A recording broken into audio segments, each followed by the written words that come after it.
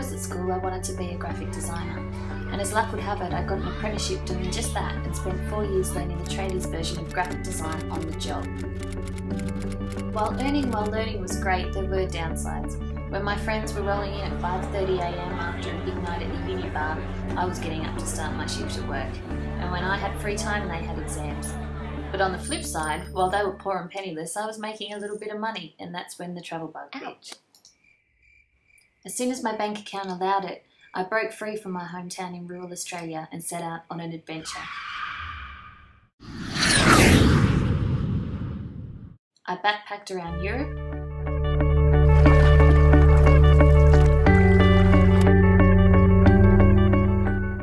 lived in London and Wales, skipped over to the Caribbean for a bit, before returning home to take any old job in order to travel more. I even managed another trip around Thailand before I sat back and took stock. The travelling was becoming less frequent and the work more demanding. I found myself spending the majority of my time in a grey office, with grey walls and grey petitions, hanging out with grey people in grey suits looking at grey financial statements.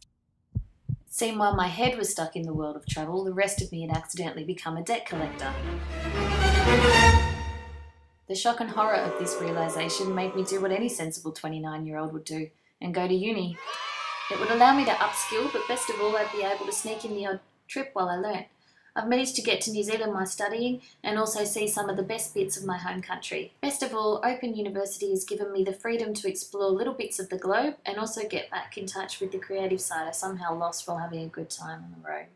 So, my tips for getting back into study after a big overseas adventure are: get a laptop. It'll make it so much easier to take your uni with you when you feel the urge to get out of town for a bit. Be aware that there are no holiday breaks when you're studying through OUA. If you want to travel, you're going to have to arrange it around your assignment deadlines. Extensions are not given for travel, so check all the important dates at the beginning of the semester and get organised.